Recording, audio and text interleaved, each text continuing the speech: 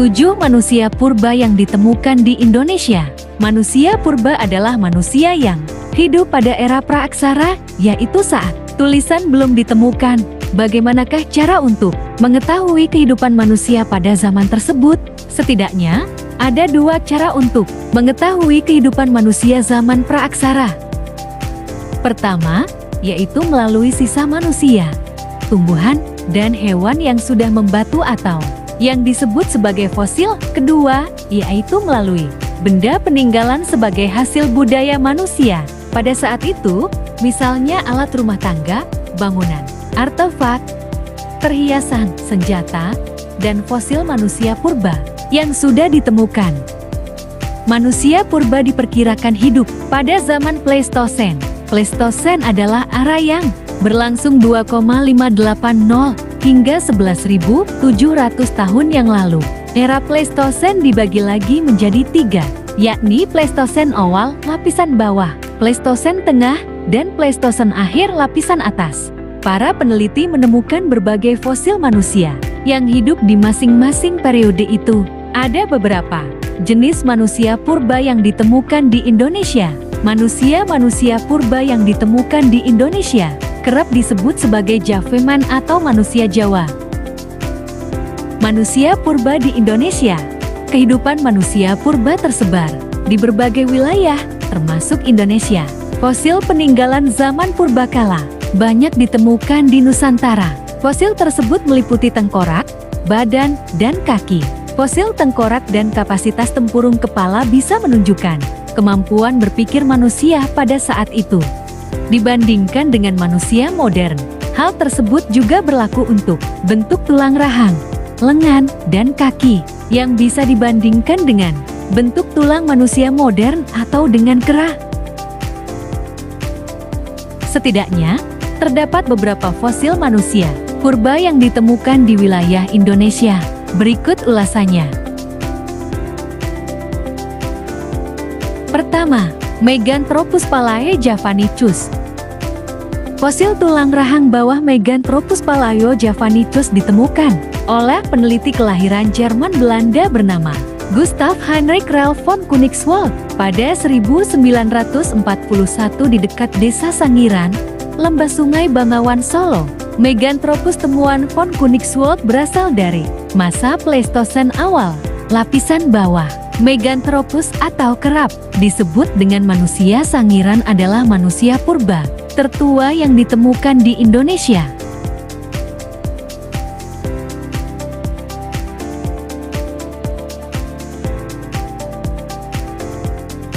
Ciri manusia purba ini yaitu memiliki badan besar, kening menonjol, dan tulang pipi menebal. Rahang dan giginya besar, kira-kira hampir sama ukurannya dengan rahang gorila. Berdasarkan umur lapisan tanah tempat penemuan diperkirakan, fosil yang ditemukan itu berumur 1,00 sampai 2 juta tahun. Meganthropus diperkirakan hidup dengan food gathering, mengumpulkan makanan. Makanan utamanya tumbuh-tumbuhan, sebab mereka belum mengenal api. Berikut ciri-ciri Meganthropus: berbadan tegap dengan tonjolan tajam di belakang kepala, bertulang pipi tebal dengan tonjolan kening yang mencolok, tidak berdagu, otot kunyah, gigi, dan rahang besar dan kuat. Dalam genus manusia, spesies ini dinamai Meganthropus palaeo-javanicus, yang berarti manusia besar tertua yang berasal dari Jawa. Mega artinya besar, Anthropus berarti manusia, Paleo berarti tua, dan Javanicus artinya Jawa. Namun, banyak juga ahli yang kemudian mengklasifikasikannya sebagai Homo erectus paleo-javanicus. Pertama, Pithecanthropus mojokertensis. Jenis manusia purba lainnya yang juga ditemukan di Indonesia adalah Pithecanthropus robustus dan Pithecanthropus mojokertensis. Manusia purba ini ditemukan oleh Cokro Handojo atau Handojo yang bekerja di bawah Ralph von Koenigswald pada 1936 di Lembah Sungai Brantas. Manusia purba ini merupakan generasi lebih muda dibandingkan Meganthropus palaeo-javanicus. Jenis manusia purba ini dianggap mirip kera, sehingga disebut Pise yang artinya kera. Andojo awalnya mengira tengkorak itu milik orang utan, sehingga dinamai Pithecanthropus atau manusia kera. Namun, von Koenigswald mengenali fosil itu sebagai tengkorak manusia purba. Fosil tersebut berasal dari Pleistosen awal, lapisan bawah dan damai, Pithecanthropus mojocertensis. Jenis ini adalah Pithecanthropus yang tertua. Berdasarkan umur lapisan tanah, yakni lapisan bawah dan tengah, diperkirakan Pithecanthropus hidup antara 30.000 sampai 2,00 tahun lalu. Pithecanthropus hidup secara berkelompok dan hunting. Handy food gathering, berburu, menangkap ikan, dan mengumpulkan makanan. Pithecanthropus sudah menggunakan alat untuk mencari makan. Alatnya sangat sederhana, yakni batu atau kayu yang ditemukan. Beberapa contoh alat dari batu yang digunakan Pithecanthropus adalah kapak, genggam, kapak perimbas, dan kapak peneta. Alat-alat ini banyak ditemukan di Kabupaten Pacitan, Provinsi Jawa Timur. Kendati sudah menggunakan alat, mereka belum mengolah atau memasak makanan. Penemuan yang kontroversial ini menimbulkan perdebatan soal klasifikasi manusia purba. Von Koenigswald pun mengubah nama spesies dari Pithecanthropus mojocertensis menjadi Homo mojocertensis. Berbadan tegak, tetapi tidak setegap Meganthropus. Tinggi badannya sekitar 165 sampai 180 cm. Tulang rahang dan geraham kuat, bagian kening menonjol, hidung lebar dan tidak berdagu. Volume otak belum sempurna. Kapasitasnya hanya 750 sampai 300 cm3. Tulang atap tengkorak tebal dan berbentuk lonjong. Organ pengunyah dan otot tengkuk sudah mengecil. Otot kunyah tidak sekuat Meganthropus. Makanannya masih kasar atau mentah dengan sedikit pengolahan. Makanannya bervariasi, yaitu tumbuhan dan daging hewan buruan. Ketiga, Pithecanthropus erectus. Kelompok manusia praaksara ini ditemukan oleh Eugene Dubois pada 1890 sampai 1892 di Desa Trinil, Kabupaten Ngawi, Provinsi Jawa Timur. Pithecanthropus erectus diketahui hidup sekitar 1 juta sampai 600 ribu tahun lalu. Berdasarkan temuan Dubois itu, dapat diketahui ciri-ciri manusia purba ini, yaitu berbadan tegap dengan alat pengunyah yang kuat, tinggi badan berkisar 165 sampai 170 cm, dengan berat badan sekitar 100 kg, berjalan tegak, makanannya masih kasar dengan sedikit pengolahan, mempunyai kemampuan berpikir yang masih rendah, volume otak kepala masih sebesar 900 cm3, sedangkan volume otak manusia modern sudah lebih dari 1000 cm3 dan volume otak kera tertinggi hanya 600 cm3. Keempat, Homo erectus soloensis. Manusia purba lainnya yang ditemukan di Indonesia adalah Homo soloensis. Seperti namanya, fosil manusia purba ini ditemukan di sepanjang Bengawan, Solo Ngandong, Sambung Macan, dan Sangiran oleh C. Terhar, Gustav Heinrich Rell von Koenigswald, dan W. F. F.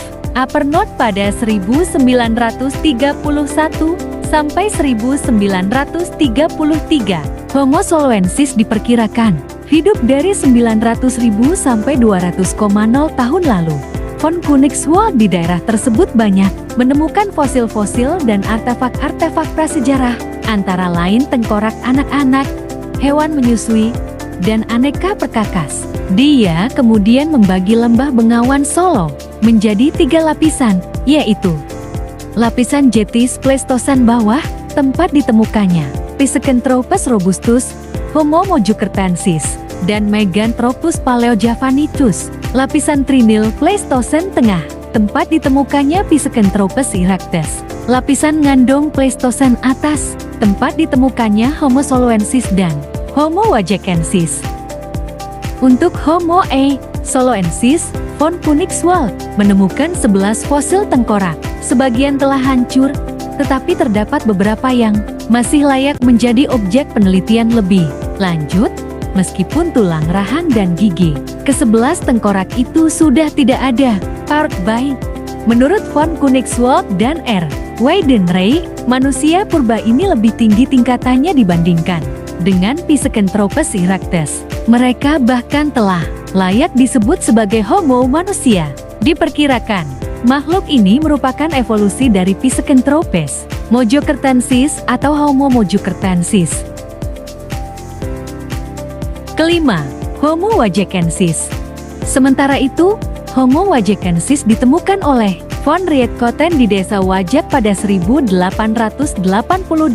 dan Eugene Dubois pada ke-1889. Manusia purba ini hidup sekitar 60.000 sampai 25,0 tahun lalu. Manusia Wajak diduga sebagai nenek moyang bangsa asli Australia bangsa aborigin. Kedua, jenis manusia purba ini disebut Homo karena memiliki kesamaan seperti manusia modern saat ini. Volume otaknya juga sudah berkembang, bahkan mencapai 1.300 cm3. Fosil yang ditemukan berupa tulang paha, rahang atas, rahang bawah, tulang kering, dan fragmen tengkorak dengan volume sekitar 1.600 cm3. Temuan Rietkotten ini digolongkan sebagai Homo sapiens pertama di Asia. Fosil tersebut kemudian diteliti oleh Eugene Dubois. Dari segi fisik, ciri-ciri Homo sapiens ini sebagai berikut. Wajah datar dan lebar, hidung lebar dengan bagian mulut menonjol, berat badan sekitar 30-150 kg, tinggi badan kurang lebih 130-210 cm. Otak sudah lebih berkembang. Tengkorak dari Homo wajekensis diketahui mempunyai persamaan dengan tengkorak masyarakat asli aborigin di Australia, sehingga Dubois memperkirakan jenis Homo sapiens ini dikelompokkan dalam manusia modern yang masuk ras Australia. Fosil dari Homo wajekensis mempunyai persamaan dengan manusia Neanderthal di Sarawak, Malaysia dan manusia Tabon di Palawan, Filipina.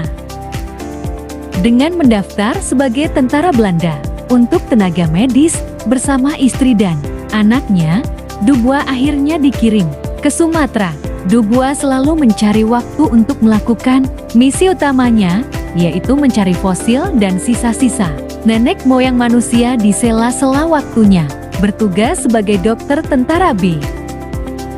Selain tulang belulang dari campur darat di atas, temuan penting Eugene Dubois selama penelitiannya di Jawa adalah beberapa fosil tulang hominid yang dia pastikan sebagai makhluk nenek moyang manusia yang selama ini dicari-cari oleh para pengikut teori evolusi Darwin. Temuan spesies hominid yang dia pastikan sebagai makhluk nenek moyang manusia yang selama ini dicari-cari oleh para pengikut teori evolusi Darwin.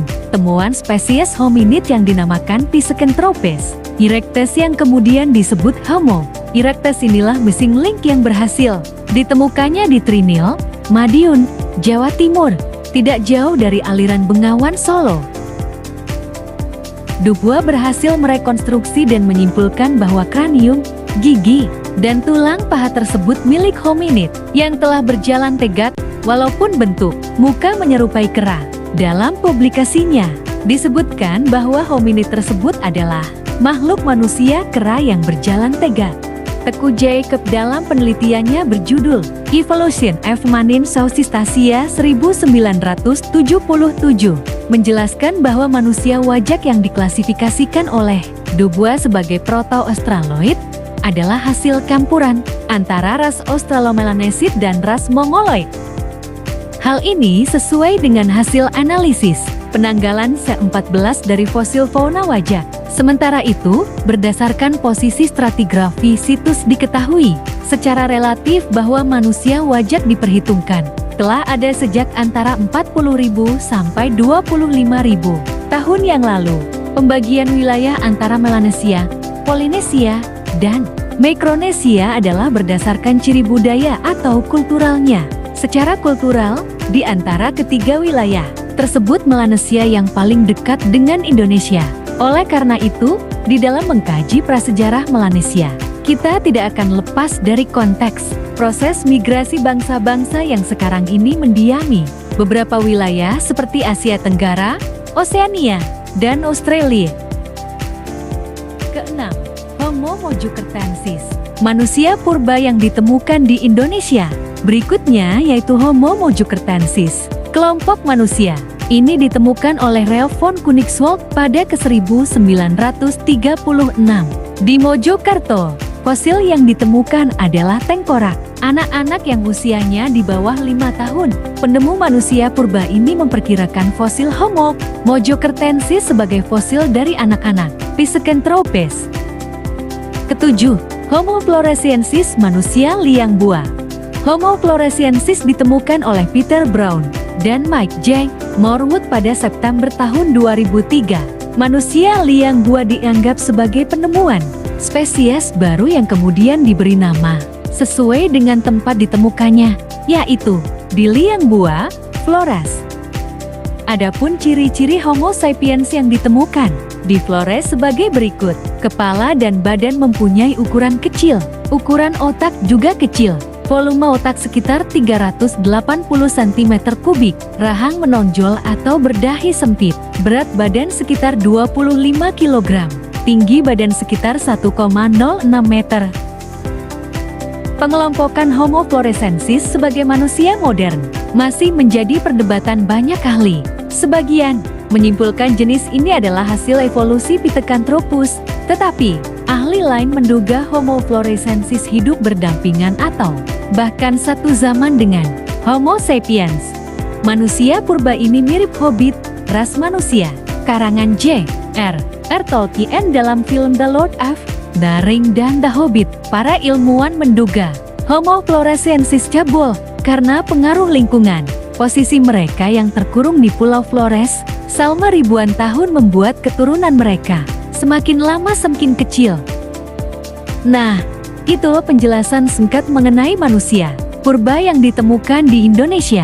Melalui pemaparan di atas, dapat diketahui jika manusia purba memiliki perbedaan dengan manusia modern saat ini.